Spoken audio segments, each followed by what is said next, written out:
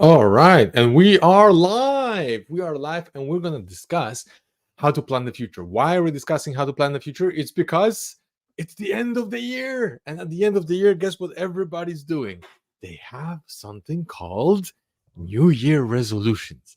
And for all of us, it's kind of like a new beginning. New beginning of what? We're trying to figure out what we're gonna do in the next year. How was our last year? What are we gonna not allow to happen in the future year, and what we want more of in the next year? What are we going to succeed, what we're going to not succeed, and the things that value what we value the most we want to focus on. But before we go in there, stay with me. I want to discuss what are the challenges and what are the good things for Jehovah's Witnesses who left the religion and now they have to plan their own life. Stick with me.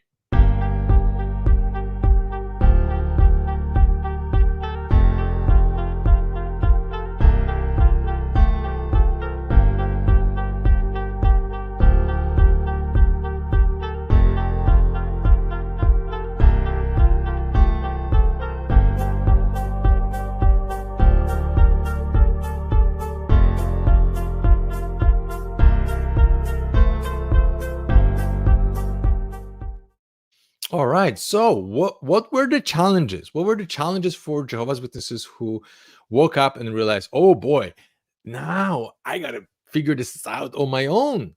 Well, for average person who is not a Jehovah's Witness, that question might be actually quite weird. But what do you mean? You got to figure it out on your own. We all have to figure it out on our own.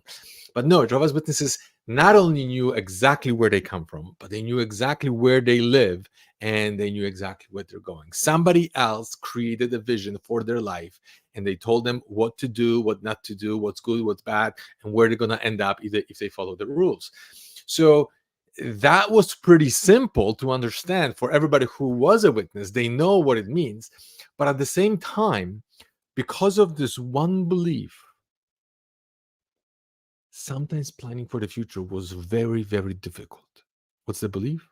The belief was the end is just around the corner. Now, when you have that belief that the end is just around the corner, and you think that sooner or later, everything that you know will be destroyed. It's like they compare this to a Titanic. You're on the Titanic and you know it's sinking. You know that we already hit the iceberg and now it's just a matter of time before the whole thing sinks. So, what would you do during that time? Would you prepare to go on a life raft or would you start decorating your room? Of course, if you know you're drowning, you're not going to be decorating your room. But that's the metaphor that they used, and it's actually quite powerful to limit people of what they can do during their lifetime, because they think, okay, this life that we have, it's not real, it's an illusion. The real life will start only after the Armageddon. It will start after we'll be resurrected. It will start when we're in paradise. No, it's just temporarily. So why would you put any effort and time and money to improve the quality of life for yourself right now if you know this life is temporarily? Worse yet, by improving the quality of your life during this time, you could actually lose the life in paradise. Now, with that mentality, with that belief system, it is very difficult to plan for the future. I know many people who rejected going to college, rejected to have even a marriage partner or kids or buy a house or save for the future, save for retirement. Many Jehovah's Witnesses struggle years later because they realize, hey, I can't go back in time. I can no longer have kids. It's too late for me to go back to school. I have so many things that I wanted to do. If I knew that this system would last that long, my decision a decade earlier or 2 decades earlier would have been totally different. And that is a challenge for many of them. And for those who have left, it's a challenge to now change this mindset to see that, hey, you know what, we could do something in this lifetime. But a lot of people get stuck. They get stuck into blaming, thinking, oh, it's too late for me. Jehovah's Witnesses harmed me. They took away my time. They stole my life. Half of my life was wasted. And because they keep blaming and they keep looking into the past of what could have been, they're stuck. They're stuck in their mind thinking it's not possible. But truthfully, I've seen people who start in their 70s and they're living a very happy life, extraordinary life. And they're happy that they have maybe another decade to go. And they're happy that they have at least one decade of freedom instead of, living constantly in that cage of a mindset. So what do we do now? What do we do now? How do we prepare for the life ahead of us? We can sit down and cry what happened in the past. That won't help. We can blame. That won't help either. Or we can take charge of our life, take charge of the decisions we're going to make. And we say, okay, I am here. Don't look at the life worse than it is. Don't look at it better than it is. Just look at it as it is. Look, the good, bad, and ugly. There's a moment when you were born, and there will be a moment when you will die. Yes, we will all die. And there's a dash between those 2 points. Where are you on this dash? Are you in the beginning, or are you in the middle? Are you like 3/4, or are you close to the end? You got to figure it out. You know how much average person lives, so try to figure it out where you are. Now, knowing where you are, you can only plan for the future. You can obviously plan for the past, but the decisions that you will make today will determine how your future will end up. And what you focus on will definitely determine what you will have in the future. That doesn't guarantee it, but it increases your chances of getting what is that you want. There is no guarantees of anything in life. You can walk out the street tomorrow and not come back home. We don't know. We do not know how many tomorrows we have. However, what we can do is we can decide. We can decide what we're going to do today in order to build a better tomorrow. That doesn't mean tomorrow will come, but what it does is that increases our chances of building a better future. How do we do this? Well, step number 1, and it's a step that is very difficult for many Jehovah's Witnesses who left. It's because what you need is a vision. You need a vision for your life. This is a very first step. And it's a challenge because when you were Jehovah's Witness, and especially if you were raised as a Jehovah's Witness, the vision was given to you. The purpose of life was given to you. The path was given to you. All the work was given to you. No, now you got to figure it out, the vision for yourself. What do you want your life to be about? And I tell you why this is a struggle. It's because when you create a vision for your life, you have to focus on the results. You got to focus on the results that you want to create. If you are focusing on what you need to do, then it's always overwhelming. See, Jehovah's Witnesses very rarely, if any time, they focus on results. They always focus on work. So if they had goals for the future, the goals were not to bring, let's say, 10 people into the organization. The goal was to do 10 hours, 50 hours, 90 hours, 70 hours. The goal was to do hours. Imagine your goal is to work 10 hours in your garden. Like, that's your goal. Like we don't even take that anywhere else. Your goal might be to beautify your garden. Your goal might be to build a house. Your goal might be to start a business. Those could be your goals. But who creates a goal to work X amount of hours? Like, my goal is to work 50 hours on my business. And then after that, I was like, whew, I'm done. I'm like, what? That doesn't make sense. But it did when you were a Jehovah's Witness. It's odd, but it is. Why? Because they added identity to the amount of hours that you were doing. This is why it made sense. Because if you do 50 hours or 70 hours or whatever the requirements were, you now call yourself a different person. Now you are a pioneer. And that identity itself pushed us forward to do certain things that normally we wouldn't do it. So if nobody would sign the card for us and they would not tell from the platform, hey, brother so-and-so from now on is a pioneer, then chances are very few people would actually do it. But because we had this identity of I am a pioneer, it pushed them to do hours. The results didn't matter. That's crazy, but it is true. Now, when you think about it, when people brought results to the table, what actually let's say they brought 10 people into the organization, 15 people into their organization, they were actually afraid of sharing their results. They were afraid of sharing their successes because he was always looked down upon. It was always like, well, only glory to Jehovah, not to you. Or, we have to stay humble. We can't take any credit. And with that mindset, it was actually quite difficult to celebrate the successes that we had. And we started linking pain towards bringing results and pleasure towards suffering. Now it's weird, but that's how it is. We would go and say, yes, it was terrible weather, super cold, raining, and we had to stand there. Or we had, the missionaries went to Africa and it was scorching heat and there were lions everywhere. And the worse it gotten, the more we praise these people. But the results didn't matter.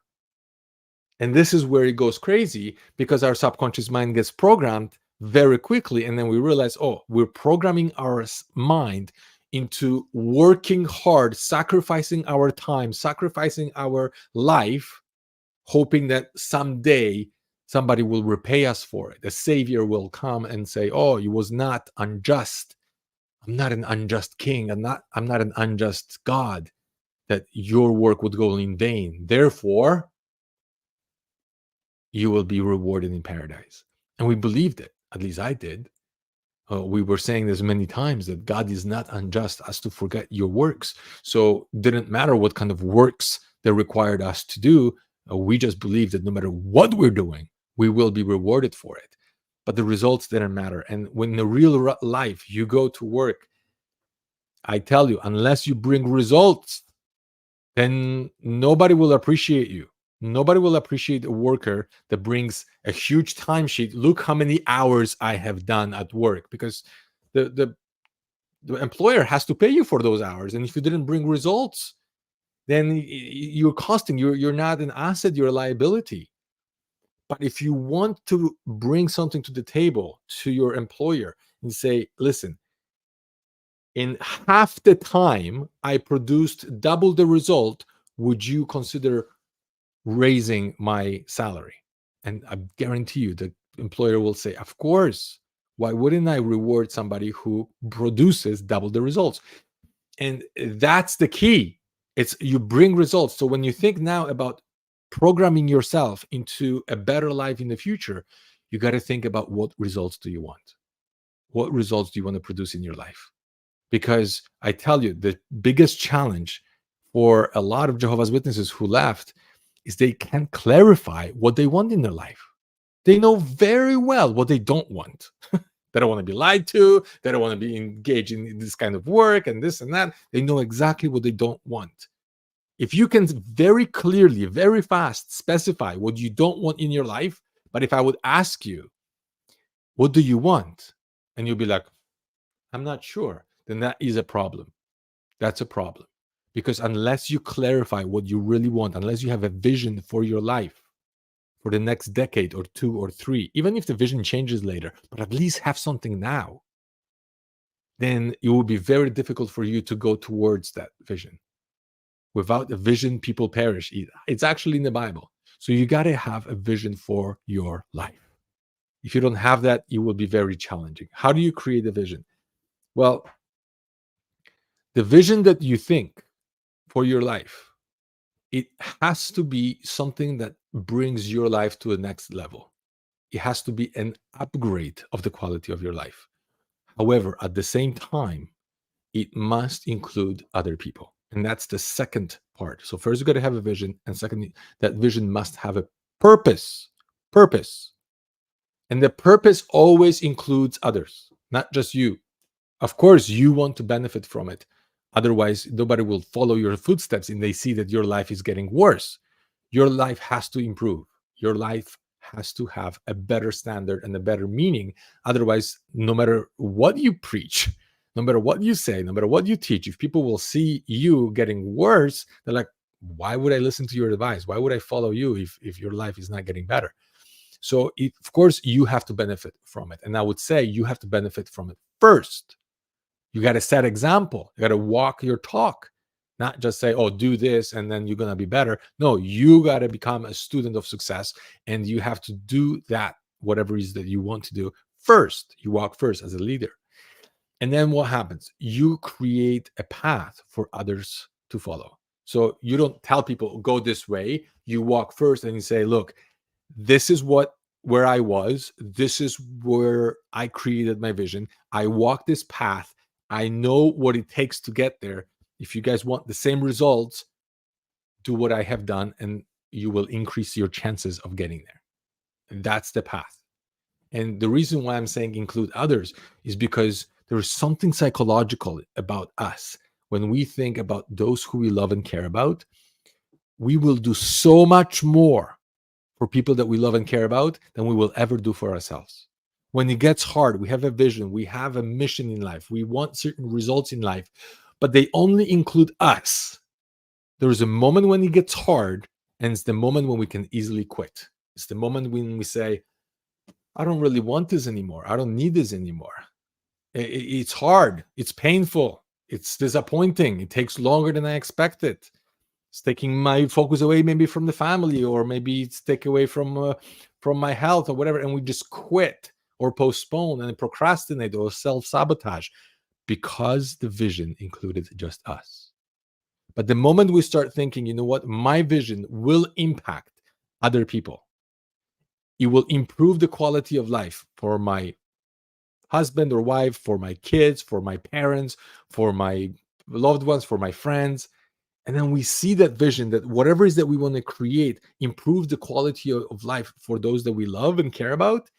It will push us forward towards whatever it is that we want to achieve. But when it gets hard and we think about quitting, then we're like, oh no, people that truly love me and I love them count on me. And they count that I'm not going to give up. And that's going to push you forward. If you don't have that, if when you only think about vision for your life and it's only for you, I guarantee you there will be a moment when you're going to be like, it's not worth it, forget it. But if you're doing it for yourself and others, then you have much greater chances of achieving your dream. Now, a third, and this is a third one, is you can't start on the third one. Okay, you have to start on the first two. You got to think about the results that you're after, and you got to think about your purpose. And then the third one is your map. Map is basically your action plan. What is it that is required in order for you to achieve this goal? And it might be something tough. You might think, oh, you know what? It's just too much. I can't build this business. I can't learn how to play piano or whatever it is that we wanted. It's too much time, too much effort. It's I don't have the patience, I don't have the resources, I don't have the money, and we come up with excuses. But don't think about how, don't think about your map yet. If you have strong enough why and you have a clear vision, there are things in your life that will happen without you even trying, without you even working on it. I'll give you an example. When, let's say you're in a crowd, on the bus, public transport, I don't care where it is, and you're deep in your thoughts. You're by yourself and you hear nothing. Everybody's talking around you. Everybody's just talking one to another. It's loud, but you can't hear nothing. And when you can't hear nothing, all of a sudden, at the other side of the bus, somebody far away says, well, in our kingdom ministry yesterday, we heard this and that. And you're like, what? Right away, you know these guys are Jehovah's Witnesses. You could hear them, even though you didn't listen to anything else they said before. Why? Because your subconscious mind picks up on those things right away. It was programmed into looking for who is your brother, who is not your brother. You heard the word Jehovah, you heard the word convention, whatever, and it automatically brought your attention and brought your focus, because that's what your mind was programmed on. I guarantee you, if you have a clear vision and clarity, what is it that you want in life, even though nobody else can see it, you're going to find what you want. You're going to find a little tiny label somewhere at the end of the street that says they're selling pianos and maybe you want to learn a piano. You're going to notice things. You're going to program your mind into seeing things that you haven't seen before. This is why it's so hard for people who don't have clarity on their vision to find what they want, because the subconscious mind will not find what you want unless you clarify it. This is why I'm stressing this so much. Don't worry about how. You got to figure it out what you want and why. What and why you want it, those two are a must. Without those two, the how does not matter. I have seen tons of people, and we've seen that too, probably among Jehovah's Witnesses, who are very talented, extremely talented people who have voice like angels, people who can play instrument like you haven't seen anybody else professionally. There's tons of them. But guess what? That's not their mission in life. That's not their vision. That's not their purpose. And it feels like they're wasting their life because they could become so much more. And they just do this as a hobby somewhere in a Sunday afternoon or Friday evening. But during the day, they're just maybe washing windows or cleaning houses and pioneering all day. And it's sometimes it's hard to see because it's like you know these people have such a talent that it's rare, but that's not their mission. That's not what they want to do. But if you program your mind for success, you got a clear vision. You know exactly what you want to do. And vision is more like creating a target. Imagine if you're shooting a target in the fog or with blindfolded, and you just, I want to achieve something, and you're shooting the arrow, but you don't know where the target is. What are your chances of hitting it? Like 1 in a million. Unless you know exactly what the target is and where it is. And once you shoot that arrow, guess what? The arrow, which will be your mind, will go more like a rocket. It will follow the path until he hits it. It's not like, you throw a rock or shoot an arrow and hope for the best. And you're hoping that the target will move towards the arrow. It doesn't work like that. You will have to change and adopt and adjust as you're going towards your goal. But you got to know what you're after. Create that vision. Think about, what am I going to do in the next decade?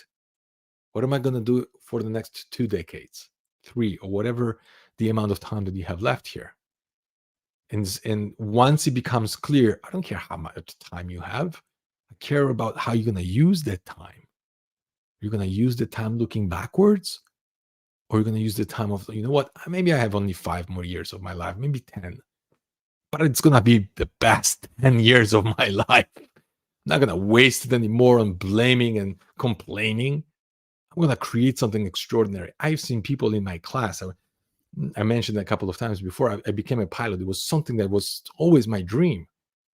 But I could only do this after I left Jehovah's Witnesses because it takes a lot of time and focus to do this. You could become a pilot as a witness, but it's very challenging. The amount of time and effort and focus that it requires is very challenging. But I've seen people there was one guy, 73 years old in my class. That was his dream. And he's like, I'm doing it. Better now than never. I couldn't do it before. I'm doing it now. Never too late. As long as you're breathing, it's not too late. So please, vision, purpose, map. Now I'm going to give you one more gift, and that's called leverage. If you learn leverage, you can do things that it seems impossible at first, but if you have big enough leverage, you can do miracles. Okay. And the biggest leverage is other people. And other people that would be more than happy to help you and support your dream and vision, sometimes for free, absolutely for free, if you just know what to ask and how to ask. And you will get to your destination 100 times faster simply if you use the talent and knowledge and skills of other people. And in order to do this, you have to know how to ask. So here's 4 things that I'm going to give you. Jot them down, because if you know them and practice them, believe me, it's going to go much better for you. It's number 1, you have to ask someone who has already achieved the goal that you're after. What I mean by this is, look for somebody who was in the situation you are right now or worse and achieved the goal that you're after. Let's say you want to buy a house and you never bought a house. You don't have enough money for you. It was a dream that you could never achieve. Find someone who had worse situation, financial situation than you, or the same like yours right now, and then they managed to purchase a house or became even wealthier than just one house. Maybe they bought multiple houses. Believe me, there is enormous amount of immigrants that come to the country that you're in, and they come with nothing. Just like I came to Canada with absolutely nothing, came for the summer, and I decided to stay. And I had one small bag with summer clothes. And at the beginning, it was really tough. Selling flowers on the street, going house to house, delivering flyers or newspapers, selling T-shirts on flea market, you name it. I had to do whatever it takes to survive. And when me and my mom, we had to find a small apartment, studio apartment to live in, no furniture. And we just found some stuff on behind the building, and that's what we dragged into the apartment, and we slept on the floor, and that's how we started. It wasn't easy, but guess what? Today, I'm financially free. How was it possible? It's because I used leverage. I used leverage. I asked people to help me. I knew that I cannot do this on my own. So the first question is find someone who has achieved the goal that you wanted. So you look for somebody, and I did. I found a guy who was very wealthy, and I was fixing his basement. And I knew that if somebody's going to help me, it's somebody like him, because he was an immigrant. I found out that he came to this country with nothing. He was in his 30, I was like 30, 40, 35. It was multi-millionaire. He was not buying houses. He was buying like subdivisions. He was buying like complexes of like 100 townhouses at a time. I'm like, man, who does this at this age? And he started with nothing. Like, I need to know. So that's the first person. You find a guy who knows, who has the success that you want. Second, ask specifically. Ask specifically is the second key. You have to know what you want. You cannot go to somebody and say, I want more money. What does it mean, more money? $1? Here's $1. Get out of my face. You got to ask specifically. If you don't have a specific outcome that you're after, nobody will be able to help you. They will be so general about how you're going to go there that you're going to be lost. You're going to have to say, this is what I want. Let's say you're making $50,000 a year. You're going to want, and you want to make $100,000 a year. You go to somebody who makes 100 or more, and you say, I want to make $100,000 a year in the next 2 years. That's my goal. And that's very specific. And they'll tell you what do you need to do and how you need to do it. Those are the steps. But unless you can come up with specifics of what you clearly want, nobody will be able to help you. They will give you very general answers if you ask general questions. If you ask specific questions, they will give you specific answers. Remember that. Ask specifically. Be very clear on your outcome. Third, don't take it for granted. Don't think that people will give you stuff for free. Okay? It's actually better if they don't. I'm serious. It's better if they don't. When I was working for that rich man, I went up to him and I said, listen, I'm going to fix your basement for free. I'll work for free. Okay? Pay me just for the material, but my time over there, I'm not going to charge you for it. But I want 1 hour of your time. 1 hour. And I think the offer was ridiculous because it was like I was working there for like a week. I said, I want 1 hour of your time. Teach me how to make money. He was a really nice guy. He didn't take me on the offer. He paid for everything that I did. But he did spend an hour with me, and he taught me what I need to do and how I need to do it in very simple steps. And I followed those steps, and I still following these steps every single day until today. And guess what? I'm teaching those steps to other people. You have no idea how valuable that 1 hour was. But if you just hear it from somebody, you get it from, I don't know, a friend of yours, even if it's a really good advice, but you're not willing to pay for it, you're not willing to compensate somebody for it, chances are you're going to take it for granted. It's like somebody gives you a book as a gift, or you purchase a book because you want to read it. What's the difference? Well, I tell you what's the difference. All the books that I received for free, they're still sitting on my shelf as someday. Yeah, someday I'm going to read it. I'll never read them. They've been there for, I don't know, a decade collecting dust. And it's just, I don't know, psychologically, there is something that it feels like if we didn't pay for something, we don't pay attention.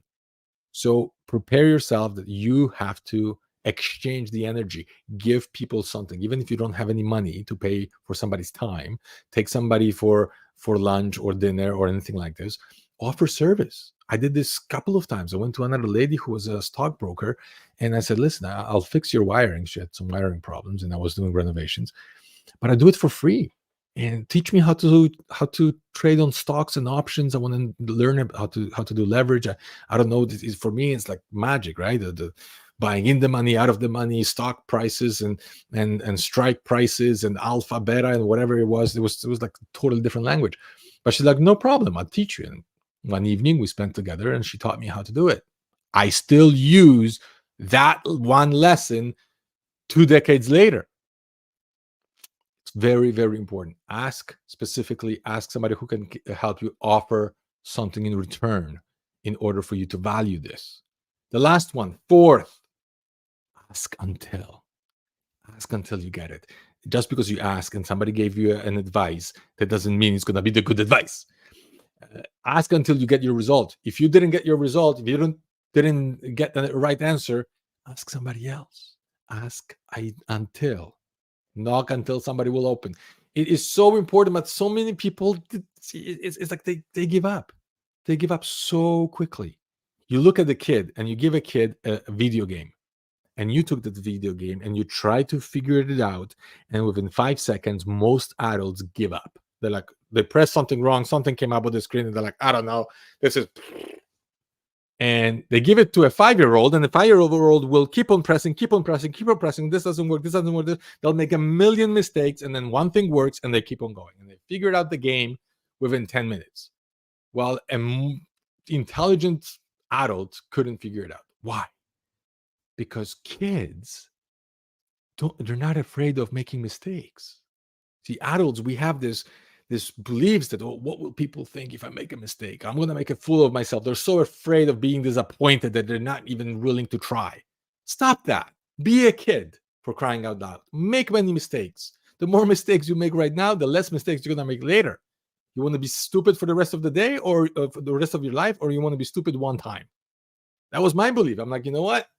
It sounds like a stupid question to ask, but I'd rather be stupid once than to be stupid for the rest of my life. And that one belief really changed a lot for me. So I even when I was in college, I remember the teacher is asking, "What do you guys have any questions?" And I look around the classroom, nobody, not one hand goes up, because everybody's pretending that they understood what the teacher said. And I remember they're like, "Oh, do you want to be stupid once, or do you want to be stupid for the rest of your life?" So I'm like, "Okay, I'm going to look stupid in front of my class once, but okay, whatever. I'm here to learn." So I raised my hand. I asked a question. Guess what? Half of the class had the same question. Half of the class didn't understand this, but nobody had the courage to ask. And then the moment the teacher answered my question, everybody's raising their hand. Oh, it was okay to ask a question, even as simple as that one. Therefore, I can ask. Don't be afraid to ask for help. Don't be afraid to sound even foolish. It's okay. You're foolish once, and then you're not foolish again. You're not going to be foolish all the time. So, in conclusion, when you guys think about your future, when you're thinking about how to prepare yourself for the rest of your life, think about, what will that mean to you? If you actually achieve your dreams, if you actually succeeded, whatever it is that you wanted, how will that impact your life? How will that impact the life of those you love and care about? Vision that. Let's close your eyes, spend 5-10 minutes just visualizing your future. What would that mean? And I tell you, when I did this exercise, I imagined things that were so out of my reach. So out of my reach. I'm like, you're just dreaming. This is crazy. This will never happen to you. And yet, it's been a real reality for many years for me now. But I had a very clear vision of what I wanted to do. I started dreaming big when I had absolutely nothing. I had my wife that was pregnant, living in my in-laws basement with credit cards maxed out, and I was making a minimum wage, driving hour and a half to working for minimum wage, and all that I was earning could only cover my car and my rent. Those two things only. If I had to pay for any groceries or anything else, it was from my wife's salary, and she was working part time. And I knew the moment the baby comes, there is no way we can pay even for minimum expenses. And I'm like, I'm gonna dream big. I'm gonna dream about building my own house. I'm gonna dream about starting my own business. I'm gonna dream about having multiple of cars, whatever it is I want. And I started dreaming really big. And guess what? It didn't happen right away, but because it was clear what I wanted, it was clear in my head. Then all of a sudden, things started happening. I'm like, oh, I see this guy. He's wealthy. He achieved something that I want. Let me talk to him.